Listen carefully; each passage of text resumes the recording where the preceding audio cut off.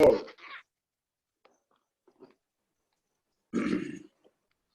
Praise God for this opportunity to be together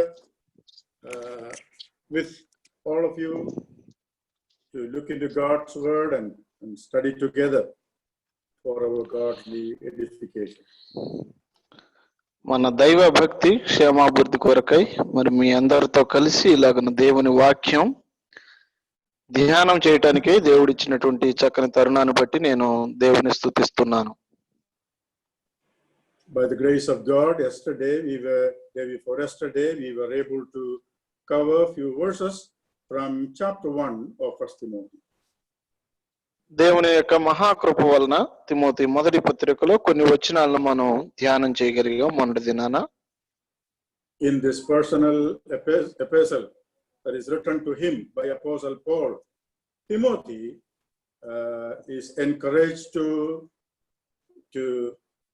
teach the right doctrine and not to allow people to teach the wrong doctrines that were prevailing in that place.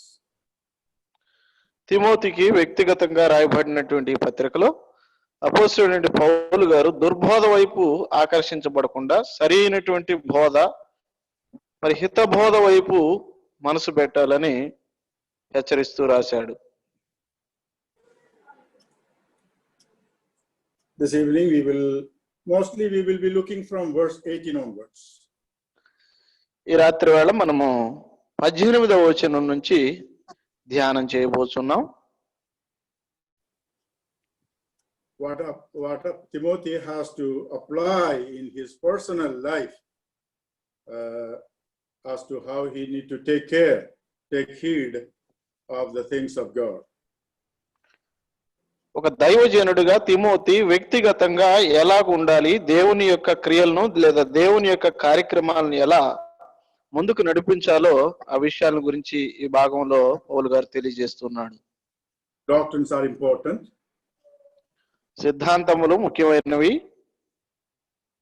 But right understanding of the doctrine only will give a godly edification. అంత మాత్రమే కాదు కానీ ఆ సిద్ధాంతమును అలాగనే దేవుని వాక్యమును సరైనటువంటి విధానములో అర్థం చేసుకోవటమే మన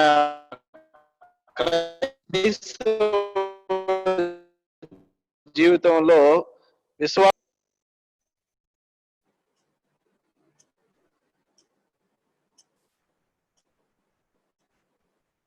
Tonight we will look to the Lord in prayer to start with. ప్రారంభంగా మరి మనం ప్రార్థన చేసుకొని ముందుకెళ్దాం. Father, give us sufficient enlightenment of your word as the word of God gives us a progression of thoughts. Help us to understand it that we may appropriate in our life. ప్రేమగల తండ్రి, పరిశుద్ధాత్మ దేవుడు వాక్యం నాయన వెదజల్లుతూ ఉండగా ప్రభా అర్థం చేసుకునేటువంటి శక్తిని మాకు అనుగ్రహించమని ప్రార్థన చేస్తూ ఉన్నాం. Apostle Paul, as he encourages Timothy, he says that the wrong understanding of the precepts, the laws of God have done great harm in his life. చూడండి, అపోస్తలుడైన పౌలు గారు తిమోతిని హెచ్చరిస్తూ తిమోతిని బలపరుస్తూ ఈ మాటలు రాస్తూ ఉండగా దేవుని వాక్యమును సక్రమముగా అర్థం చేసుకోవటం పోవటం అనేది గొప్ప హాని తీసుకొచ్చిందని తెలియజేస్తున్నాడు. There were days that he thought the law of Moses was given for the salvation of man. కొన్ని దినాల క్రితం లేదా తన ఆరంభ దినాల్లో మోషే ధర్మశాస్త్రము రక్షణ కొరకు ఇవ్వబడిందని పౌలు గారు భావించి ఉన్నాడు. So wholeheartedly he was given himself in fulfilling every details of it. పూర్ణ హృదయంతో ఆ ధర్మశాస్త్రమును నెరవేర్చడం కోసం తాను ప్రయాసపడ్డాడు. But as he looks back to his old life, he says that understanding had only made him a blasphemer, a persecutor, and insolent person, a cruel person as far as his religion is concerned. తన యొక్క వ్యక్తిగత జీవితాన్ని ఒక్కసారి మరలా వెనుదిరిగి తొంగి చూసుకున్నప్పుడు తాను ఒక దోషకుడునని, హింసకుడునని, దేవునికి వ్యతిరేకంగా క్రియలు చేసినటువంటి వాడినని తెలియజేస్తూ ఉన్నాడు. Rather than understanding the things of God properly, he did many things in unbelief and in ignorance. దేవుని యొక్క క్రియలను, దేవుని కార్యాలను సక్రమంగా అర్థం చేసుకోవటానికి బదులుగా అవిశ్వాసి అయి ఉండి, అజ్ఞానిగా ఉండి అనేక క్రియలను మతం కోసం చేసి ఉన్నాడు. Many times it can happen to everyone that we do many things ignorantly and sometimes in unbelief. మన జీవితాల్లో కూడా చాలా సందర్భాల్లో ఇలాగనే జరుగుతుంది. మనం కొన్ని తెలియక చేస్తాము, కొన్ని అవిశ్వాసంతో చేస్తూ ఉంటాం. He was sincerely thinking that he was believing the right things. ఆయన తాను నిజమైన విశ్వాసనని, తను నమ్మేదే నిజమైనటువంటి విశ్వాసం అని నమ్మాడు. But the grace of God helped him to know that the law of God was not given to him or given to the people to save themselves. కానీ దేవుని కృప వలన ధర్మశాస్త్రము తనని గాని లేదా జనులను గాని రక్షించటానికి మాత్రం కాదు అని తాను ఎరగగలిగాడు. He confesses that the law is good, the perfect, holy standard of God. ధర్మశాస్త్రం మేలైనదని, అది దేవుని యొక్క నీతిని నెరవేర్చేదని, అది పవిత్రమైనదని తాను ఒప్పుకుంటూ ఉన్నాడు. It is not to make a righteous person. కానీ ఆ ధర్మశాస్త్రం ఏ వ్యక్తిని కూడా నీతిమంతుడిగా తీర్చలేదు. It is not to make a person to be saved in the sight of God. దేవుని దృష్టిలో ఏ వ్యక్తిని కూడా అది రక్షించబడిన వానిగా ఉంచలేదు. It is to convince the sinfulness of the people.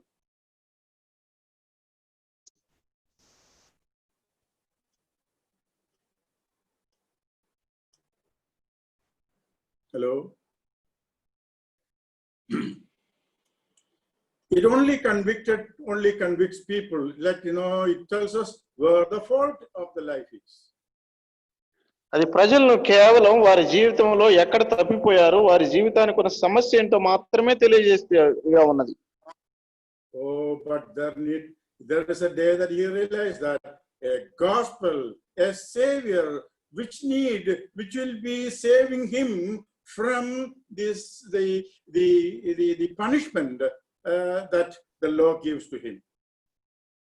కానీ ఒక దినాన దేవుని కృప వలన ఒక సువార్త ఉన్నది, ఒక రక్షకుడు ఉన్నాడు.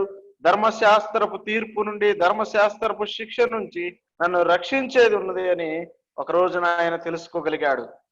It tells us, it only tells the people that they are sinners, they need a savior. ధర్మశాస్త్రం కేవలం మానవునికి నీవు పాపివి, ఈ పాపమునకు రక్షకుడు కావాలని, పాపమును పోవటానికి రక్షకుడు కావాలని మాత్రమే తెలియజేస్తుంది. Praise God, he says that I have found the savior and obtained mercy and grace for my sins. దేవునికి స్తోత్రము. ఇక్కడ అపోస్తలుడు పౌలు గారు నాకు రక్షకుడు లభించాడు, నేను కరుణించబడ్డాను, దేవుడు నా ఎడల కృప చూపాడు అని అంటూ ఉన్నాడు.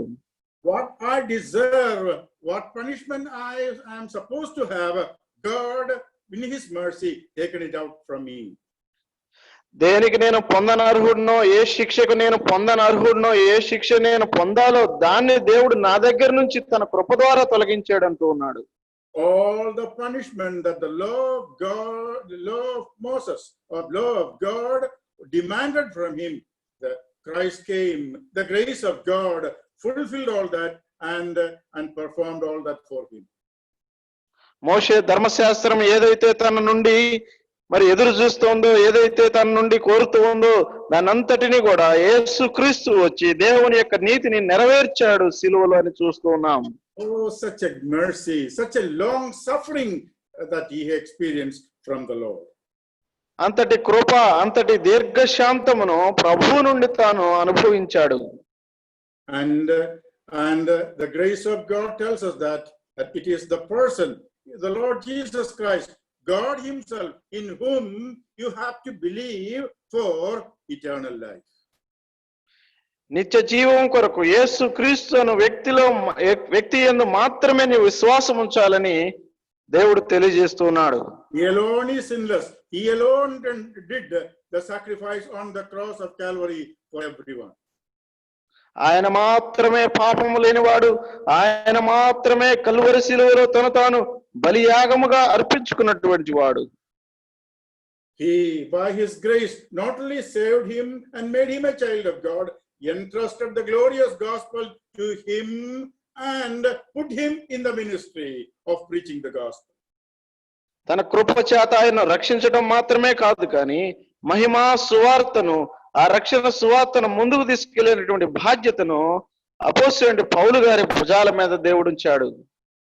And verse 17, he bows his heart and his head and gives all glory to the triune God, and he says that words in verse 17 of chapter 1. 17వ వచనములో ఆయన తను శిరస్సు ఉంచి సకల యుగములో రాజై ఉన్నటువంటి దేవునికి ఘనత మహిమ ప్రభావములు కలుగునుగాక అంటున్నాడు. This verse, certain people say that this is a worship ascribed to the Lord Jesus Christ. కొంతమంది మరి ఈ 17వ వచనము యేసుక్రీస్తు వారికి ఆరోపించబడినటువంటి ఆరాధన అని తెలియజేస్తుంటారు. Describe it as the deity of the Lord Jesus Christ. యేసుక్రీస్తు ప్రభు యొక్క దేవత్వము, దైవత్వాన్ని గురించి ఈ వచనం మాట్లాడుతుందని తెలియజేస్తూ ఉంటారు. But the words like the invisible one, such like that, because Christ, the invisible one, has made visible. So that description is more suitable to the triune God. So all the descriptions are, salvation is given by the Father, Son, and the Holy Spirit, God of heaven. అదృశ్యుడు అనేటువంటి మాట మనం చూడగా యేసుక్రీస్తు వారు అదృశ్యుడు కాదు కనుక ఈ యొక్క మాట అనేది త్రిత్వమునకు సరిపోయినదిగా మనం భావించాలి. And that is what we have looked into yesterday. నిన్నటి దినాన అనగా మొన్నటి దినాన మనం ఈ విషయాలన్నింటిని గురించి ధ్యానం చేశాం. And what yesterday we looked into and said the most important thing is that the grace of God gives is that faith and love that is in the Lord Jesus Christ. మరి ప్రాముఖ్యమైనటువంటి విషయం, యేసు క్రీస్తు ద్వారా దేవుని కృప మనకు విశ్వాసమును ప్రేమను అనుగ్రహించదు అనేది మనం గుర్తుపెట్టుకోవాలి. Relationship to God, that is faith. దేవునితో బంధం ఏర్పడటం, అది విశ్వాసము ద్వారా. For all eternity, a sinner comes to God with an eternal relationship of calling him God the Father.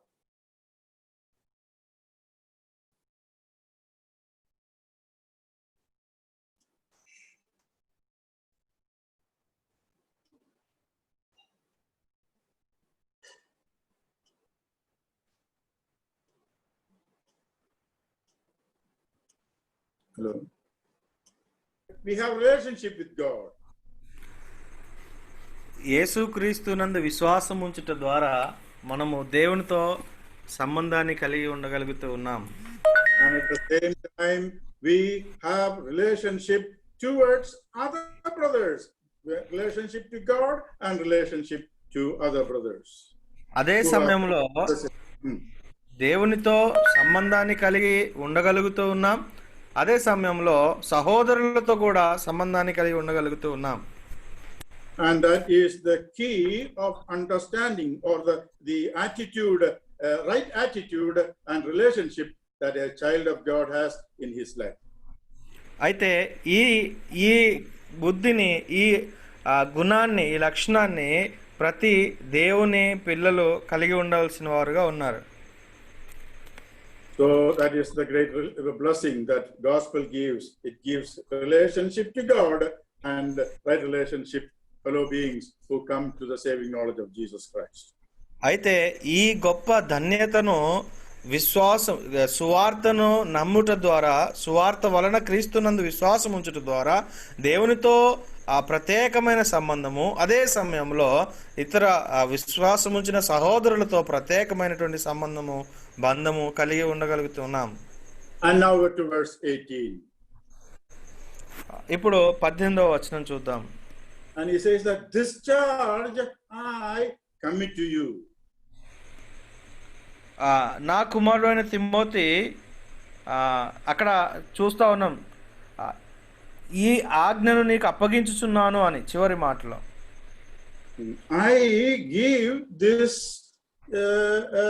this command and I commit it to you, I deposit it to you. That is the meaning.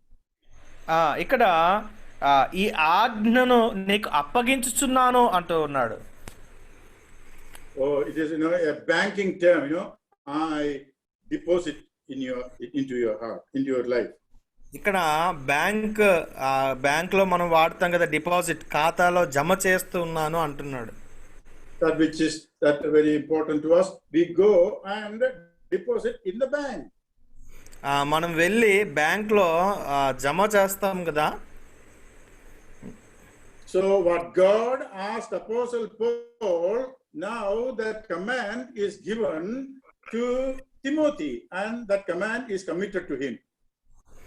దేవుడు అపోస్తులైన పౌలుకు ఆజ్ఞాపించిన వాటిని, అప్పగించిన వాటిని అపోస్తులైన పౌలు ఇప్పుడు తిమోతికి అప్పగిస్తూ ఉన్నాడు. What is described in verse 18 onwards is the responsibility of all those who are called to be ministers in the assembly of God. ఈ 18వ వచనం నుండి కింద రాయబడినటువంటి విషయాలు, ఎవరైతే దేవుని పరిచారకులుగా ఉండడానికి పిలువబడ్డారో వారి యొక్క బాధ్యతలను రాస్తూ ఉన్నాడు, తెలియజేస్తూ ఉన్నాయి ఆ వచనాలు. Why this is committed to him? ఎందుకు ఆయనకు అప్పగించబడింది? Because Apostle Paul was so sure of the call of Timothy as a servant of God. ఎందుకు ఆ ఆజ్ఞను అప్పగిస్తూ ఉన్నాడు, ఆ పనిని అప్పగిస్తూ ఉన్నాడు అంటే దేవుని చేత తిమోతి పిలువబడ్డాడు అన్న నిశ్చయతను పౌలు గ్రహించగలిగాడు కనుక. There were many prophecies by the elders of the assembly at that day concerning the ministry, that great ministry that Timothy is going to have in the days to come. రానున్న దినాల్లో Timothy చేయబోచున్నటువంటి పనిని గూర్చిన అనేక ప్రవచనాలు సంఘపు పెద్దల ద్వారా చూడడం మనం గమనిస్తాం.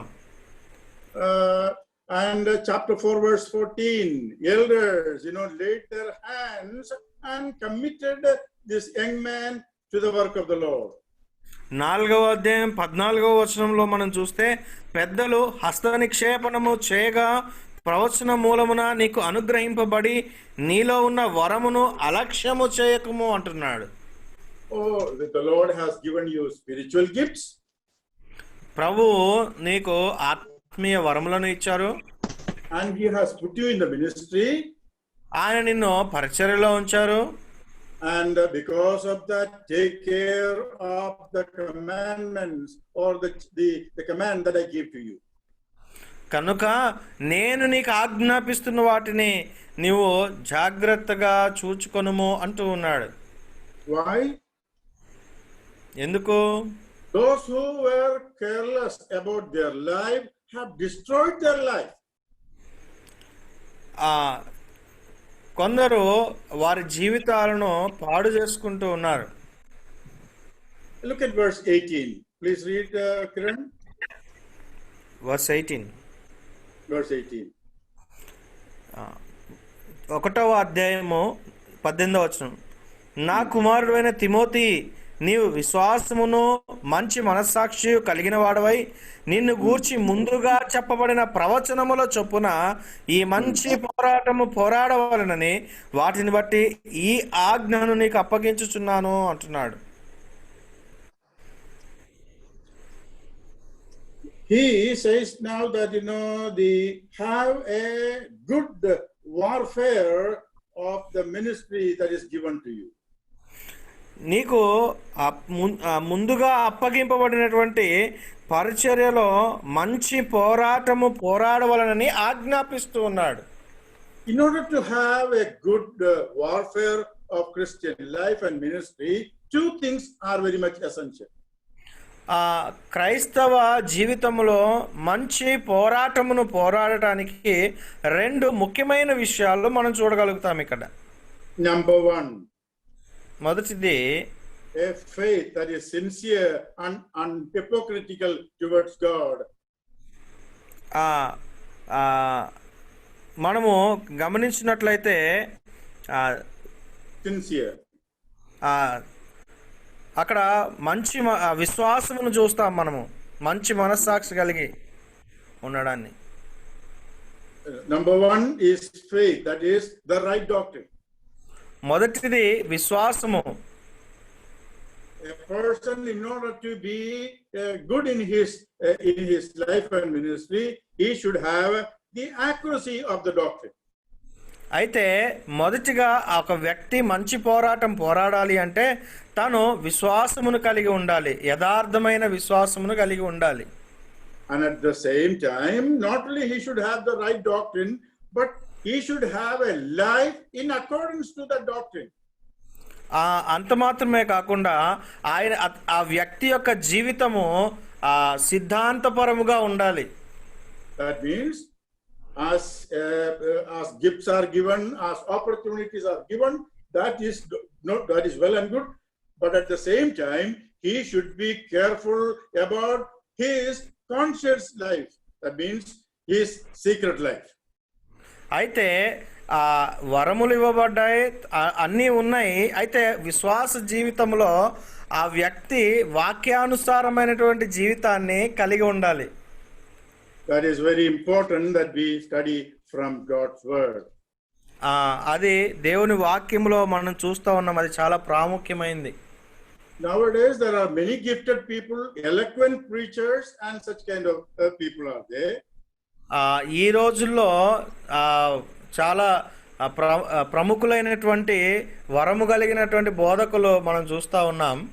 But sad to say that, because they are careless about their good conscience or their secret life, they have made a shipwreck of their life. అయితే మనం గమనించినట్లయితే వారు వ్యక్తిగత జీవితాన్ని కాపాడుకోలేకపోవడం వలన, మనస్సాక్షిని కాపాడుకోలేకపోవడం వలన ఓడబ్రద్దలైపోయినటువంటి వారుగా ఉన్నారు. In order to have a good conscience in a good warfare, not just to have a conscience, but have a clear, good conscience before God and man. అయితే మంచి పోరాటం పోరాడాలి అంటే కేవలం మనస్సాక్షి ఉంటే సరిపోదు, కానీ మంచి మనస్సాక్షి కలిగి దేవుని ఎదుట యథార్థముగా మనం నీతిగా ఉండాలి. Obedient to God in what we learn. మనము నేర్చుకుంటున్నటువంటి వాటి విషయములో దేవునికి విధేయులుగా ఉండాలి. Warning system, the conscience is the warning system of God, and wherever it warns us, we need to correct our life. అయితే మంచి మనస్సాక్షి అనేది దేవుడు మనకి వార్నింగ్ ఇవ్వడానికి, హెచ్చరికనివ్వడానికి మనలో ఉంచారు. అయితే మనం ఎక్కడ తప్పిపోతున్నామో ఆ ప్రాంతాల్లో మన మనస్సాక్షి మనల్ని గద్దిస్తూ ఉంటుంది. And there are some people, they are very much careful and interested in the ministry and teaching others, but very careless about their secret life, their consciousness. అయితే చాలా మంది ఇతరులకు బోధించడంలో చాలా జ్ఞానం కలిగి చాలా చక్కగా వివరంగా బోధిస్తారు, కానీ వారి వ్యక్తిగత జీవితాన్ని, రహస్య జీవితాన్ని పవిత్రంగా కాపాడుకోవడంలో విఫలమైపోతున్నారు. Oh, many are destroyed in this area. ఈలాగా వారి రహస్య జీవితాన్ని కాపాడుకోలేక అనేకులు వారి జీవితాన్ని నాశనం చేసుకున్నారు. Look at verse 9. 9 or 19? I'm sorry, 19, verse 19. 19 చూద్దాం. అట్టి మనస్సాక్షిని కొందరు త్రోసివేసి విశ్వాస విషయమై ఓడబద్దలైపోయిన వారి వలె చెడియున్నారు. Some have rejected, that is what he says. కొందరు త్రోసివేసిరి అంటున్నాడు. Some have neglected their good conscience. వారు కొందరు వారి మంచి మనస్సాక్షిని నిర్లక్ష్యం చేశారు. Some they despise the goodness of God in talking to them in their conscience. వారి మనస్సాక్షి వారితో మాట్లాడుతూ ఉన్నప్పుడు దేవుని మంచితనాన్ని అర్థం చేసుకోలేక త్రోసివేసిన వారుగా ఉన్నారు. When we reject the warnings of God through conscience, we stray away from God, from the things of God. మనం ఎప్పుడైతే మన మనస్సాక్షి మనల్ని హెచ్చరిస్తూ ఉన్నప్పుడు మనస్సాక్షికి లోబడకుండా మనం త్రోసివేస్తామో అప్పుడు దేవుని నుండి దూరంగా త్రోసివేయబడతా ఉంటాం. Oh, we go far away from where we ought to be. మనం ఎక్కడైతే ఉండవలసిన వారంగా ఉన్నామో అక్కడ నుండి ఆ స్థితి నుండి దూరముగా వెళ్ళిపోయిన వారముగా నెట్టివేయబడిన వారంగా ఉంటాం. Oh, Timothy, do not reject the good doctrine and a clear conscience before God. తిమోతితో ఆజ్ఞాపిస్తున్నటువంటి విషయం ఏంటంటే ఆ మంచి మనస్సాక్షిని త్రోసివేయకు అంటున్నాడు. And he gives him few examples of people who have neglected or who have rejected the good conscience. అయితే అవి చెప్తూ కొందరు అట్టి మనస్సాక్షిని త్రోసివేసిన వారిని నిర్లక్ష్యపరిచిన వారిని ఉదాహరణగా తిమోతికి చూపిస్తూ ఉన్నాడు. Verse 9, please. 19, please again. 19 అట్టి మనస్సాక్షిని కొందరు త్రోసివేసి విశ్వాస విషయమై ఓడ బద్దలైపోయిన వారి వలె చెడి ఉన్నారు అంటున్నాడు. Some have rejected the faith and have suffered a shipwreck. కొందరు వారి విశ్వాసాన్ని మంచి మనస్సాక్షిని త్రోసివేసి ఓడ బద్దలైపోయిన వారి వలె ఉన్నారు అన్నాడు. There are few people that are mentioned here who have destroyed their life as far as their Christian life is. అయితే కొందరు వారి క్రైస్తవ జీవితాన్ని చూస్తూ ఉన్నప్పుడు వారి క్రైస్తవ జీవితాన్ని పాడు చేసుకున్న వారుగా ఉన్నారు. There are two, verse 20, there are two people that are mentioned, two examples that are there. One is Hymenaeus and the Alexander. ఇక్కడ ఇద్దరు వ్యక్తులను ఉదాహరణగా 20వ వచనంలో మనం చూస్తాం. మొదటిది వారిలో హుమేనయును రెండవది అలెగ్జాంద్రును ఉన్నారు. Yes, we do not know much details about them. వారి గురించి మనకి అనేక విషయాలు తెలియదు. There's in 2 Timothy chapter 2 verse 17, Hymenaeus is mentioned. తిమోతికి రాసిన 2వ పత్రిక 2:17లో అక్కడ హుమేనయి గురించి రాయబడి ఉంది. There is a here and there we see that person doctrinally mistaken. అయితే ఇక్కడ మరియు ఆ 2వ తిమోతిలో ఈ 2 సార్లు మనం చూస్తే ఆ వ్యక్తి ఆ వాక్యానుసారముగా లేడు, సిద్ధాంతం విషయంలో we do not know whether it is exactly the same person. ఒకవేళ ఈ 2 చోట్ల రాయబడిన వ్యక్తి ఒకే వ్యక్తి లేదా అనేది మనకు తెలియదు నిజానికి. Then there is an Alexander. రెండవదిగా అలెగ్జాంద్రును మనం చూస్తాం. He opposed Apostle Paul, 2 Timothy chapter 4 verse 14 and 15. తిమోతికి రాసిన 2వ పత్రిక 4వ అధ్యాయం 15-16 వచనాల్లో మనం చూస్తాం.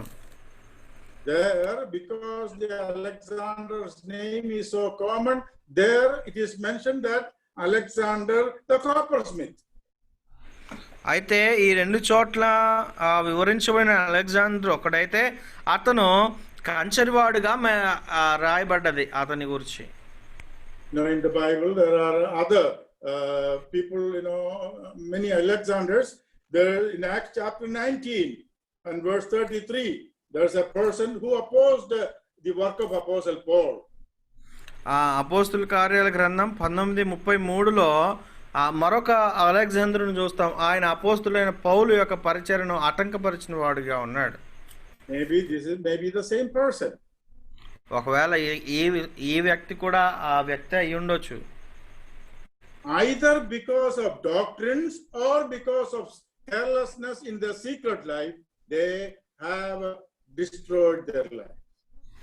ఒకవేళ సిద్ధాంతపరమైన ఆ విషయంలో వాక్యానుసారమైన జీవితాన్ని జీవించలేకపోవడం వలననో లేదా వారి రహస్య జీవితాన్ని పవిత్రంగా కాపాడుకోలేకపోవడం వలన కావచ్చు. ఈ రెండిట్లో ఏదో ఒక విషయాన్ని బట్టి వారి వారి జీవితాన్ని నాశనం చేసుకున్నారు, విశ్వాస జీవితాన్ని. The call and the ministry is very important. ఆ దేవుని పిలుపు పరిచర్య ముఖ్యమే. But at the same time, the secret aspects of life also are very much important. అదే సమయంలో ఆ రహస్య జీవితం కూడా చాలా ప్రాముఖ్యమైంది. And these two people, since they were not true to the teachings and their moral life, God, apostle have to give them over to Satan to discipline their life. అయితే వారిద్దరూ వారి జీవితంలో ఓడబ్రద్దలైపోయిన వారుగా ఉండటాన్ని బట్టి వారు సాతానుకు అప్పగింపబడ్డారు. ఎందుకంటే వారు శిక్షణ పొందడానికి. Shipwreck of life can happen to anyone. ఓడబ్రద్దలవడం అనే పరిస్థితి ఎవరికైనా జరగవచ్చు. There are many in the scriptures who have destroyed their life. వాక్య లేఖన భాగాల్లో మనం చూస్తే అనేకులు ఆ విధంగా జీవితాన్ని నాశనం చేసుకున్న వారు ఉన్నారు. Shipwreck of life doesn't mean that salvation is lost and all that. ఓడబద్దలైపోవడము అంటే రక్షణ కోల్పోయాడు అనేది కాదు. It doesn't it doesn't mention. It's only the destruction or the dangers that they get into. అయితే వారు ఆ నాశనంలోనికి, చెడులోనికి లేదా అపాయములోనికి వారు ప్రవేశిస్తూ ఉన్నారు. ఓడబ్రద్దలవడం అంటే Apostle Paul himself was 4 times had a shipwreck in his life. అపోస్తుడైన పౌలు స్వయంగా తన జీవితంలో 4 సార్లు ఓడబ్రద్దలైపోయిన అనుభవంలోనికి వెళ్ళాడు. 2 Corinthians కొరింథీయులకు రాసిన 2వ పత్రిక 11:25 11:20. He says, 3 times I was in a shipwreck. ముమ్మారు బెత్తములతో కొట్టబడి తిని. Acts chapter 27, he was in a shipwreck. ముమ్మారు ఓడ పగిలి శ్రమపడి తిని. Second acts chapter 27. You have details of the great shipwreck that that they had, Paul and his fellow sailors had in their life. అపోస్తుల కార్యాలు 27లో అక్కడంతా వివరంగా రాయబడింది. ఆ అపోస్తులైన పౌలు ఆ ఓడబ్రద్దలైపోయిన అనుభవంలోనికి వెళ్ళడం. No, it is because of the carelessness of the pilot. He did not heed the warnings that were given to him. ఆ ఓడ నాయకుడు ఎప్పుడైతే తనకి ఇవ్వబడినటువంటి ప్రమాద హెచ్చరికలను గమనించలేదో అప్పుడు ఇలాంటి ఓడబ్రద్దలైపోయిన పరిస్థితిని వారు ఎదుర్కోవాల్సి వచ్చింది. Many examples in the word of God. అనేకమైనటువంటి ఉదాహరణలను దేవుని వాక్యంలో మనం గమనించగలుగుతాం. The first king Saul was a classical example. మొదటి రాజు అయినటువంటి సౌలు మనము మంచి ఉదాహరణగా చూడవచ్చు. Through prophet Samuel, God continuously gave warnings after warning to King Saul. సమూయేలు ప్రవక్త అయిన సమూయేలు ద్వారా అనేక మార్లు హెచ్చరికలు ఇవ్వబడ్డాడు సౌలు. He was a good man. He was anointed by Samuel. ఆ సౌలు చాలా మంచివాడు, సమూయేలు చేత అభిషేకించబడినవాడు. But he disobeyed and went after things that he should not do. He was not careful about his conscience secret life. అయితే ఈ సౌలు దేవునికి అవిధేయుడయ్యాడు. తన వ్యక్తిగత రహస్య జీవితాన్ని దేవుని ఎదుట పవిత్రంగా జాగ్రత్తగా కాపాడుకోవడంలో విఫలమైపోయాడు. And because of that, God left him. ఆ కారణాన్ని బట్టి దేవుడు సౌలును విడిచిపెట్టాడు.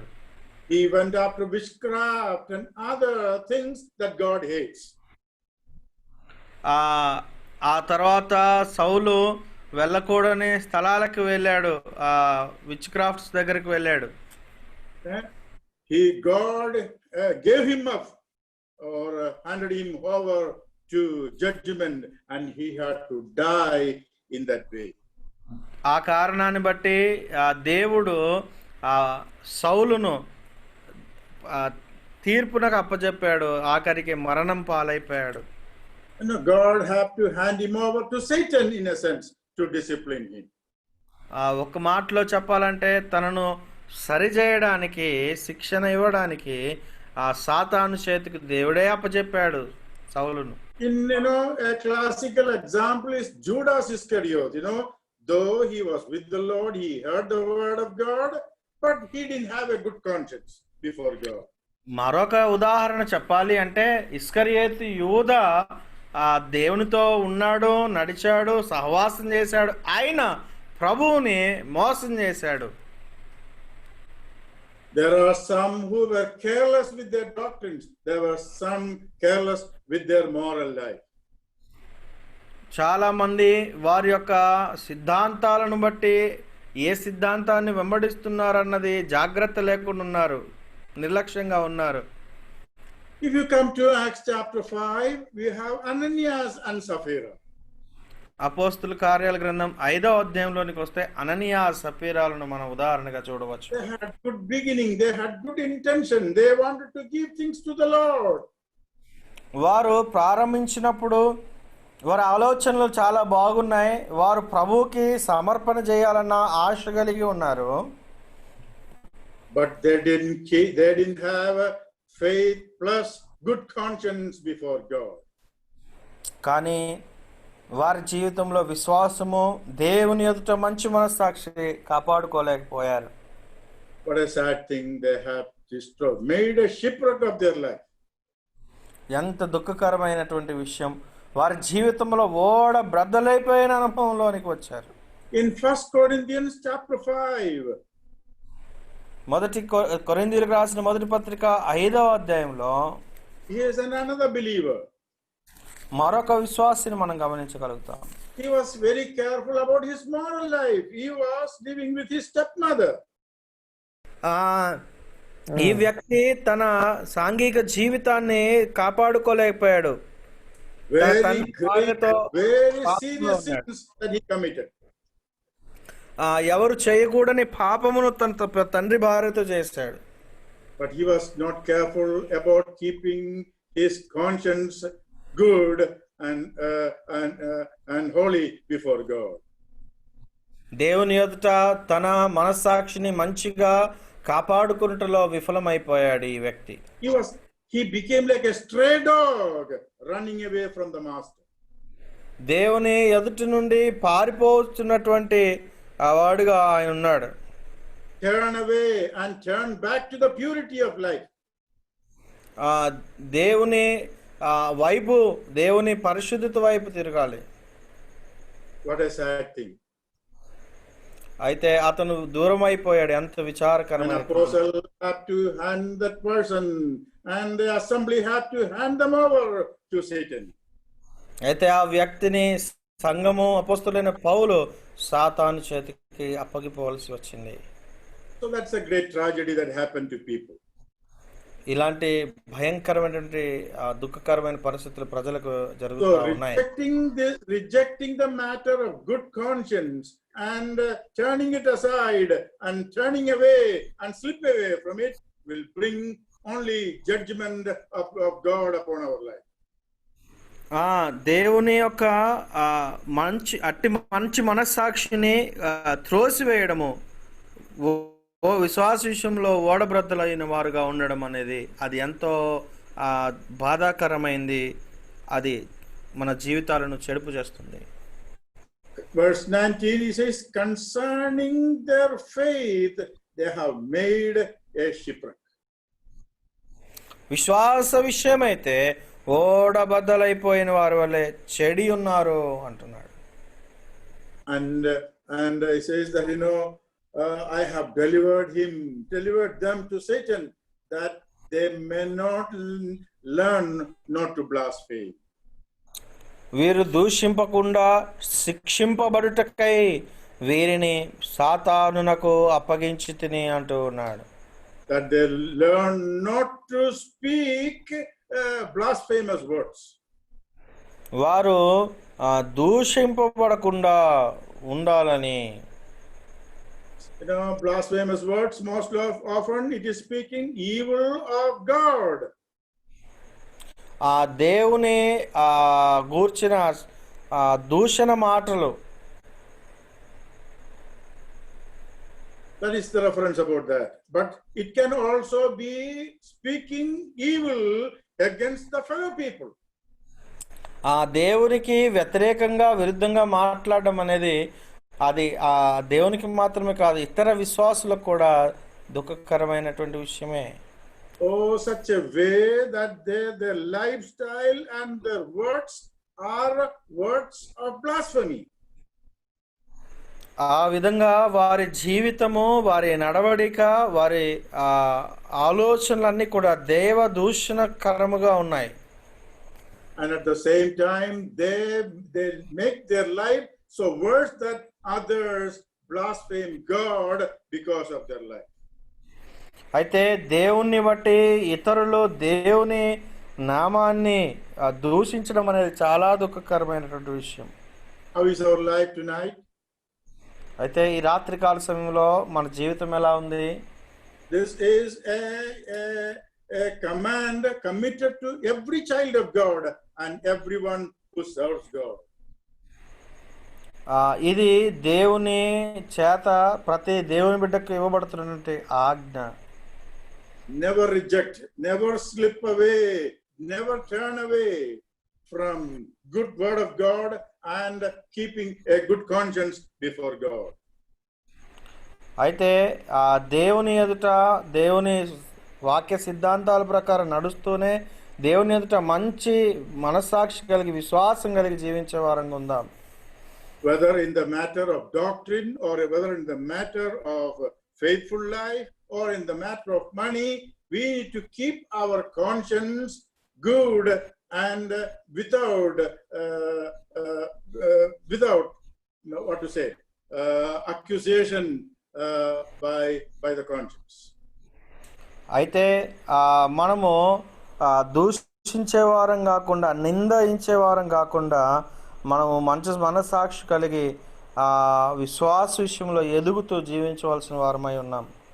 So this is an exhortation to every one of us. ఈ హెచ్చరిక లేదా ఈ వాక్య భాగం మనందరికీ దేవుడు అందిస్తూ ఉన్నాడు. It is, sometimes God had to leave us aside and hand over to Satan, not to destroy our Christian life, but to teach us and to discipline us that we may learn more things in our life. అయితే మన జీవితంలో మనం అనేక విషయాలు నేర్చుకోవాలని ప్రభువు మనల్ని అనేక సార్లు మన ఆ వ్యర్థమైన జీవితంలో శిక్షణ ఇస్తూ సరి చేస్తూ మనం ఆయనకి ఇష్టంగా జీవించాలని ప్రభువు కోరుకుంటూ ఉన్నాడు. So this is an exhortation to stand against all kind of false doctrines and false teachers.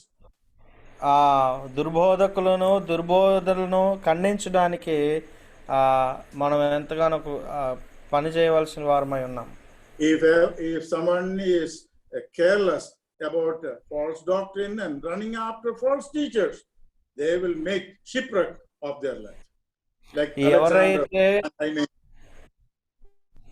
ఈ హుమనయు అదేవిధంగా అలెగ్జాందరు వలె సత్యవాక్యాన్ని వెంబడించకుండా, సత్యవాక్యాన్ని ప్రకటించకుండా ఉంటారో వారు ఆ దుర్బోధకులను అనుసరిస్తారు.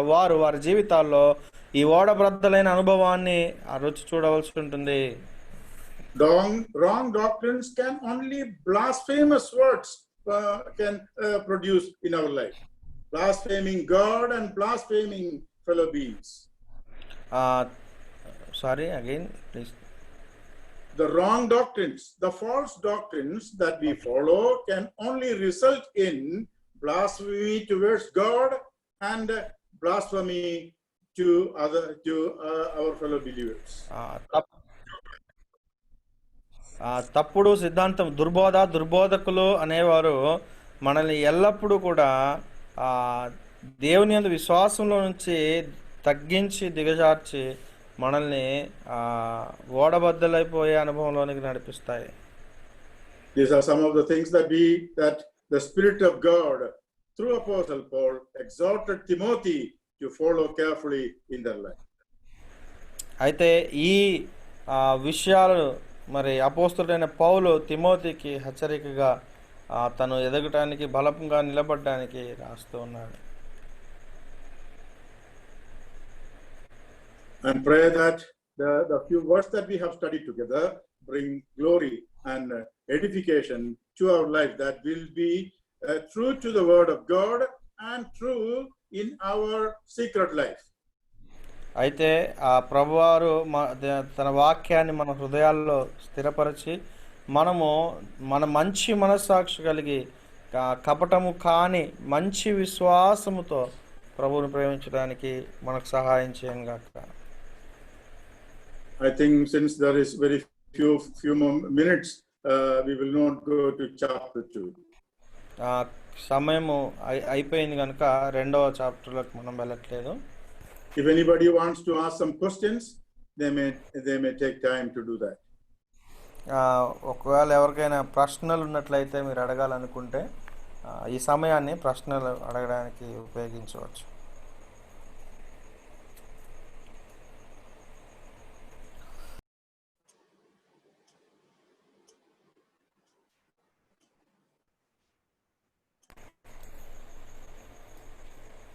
And keep this matters in our life, that the importance of having the right doctrine, understanding it in proper way, and also obedience of the word of God from the heart in every aspect of our secret life. ఈ విషయాలను మనం గుర్తుపెట్టుకుందాం.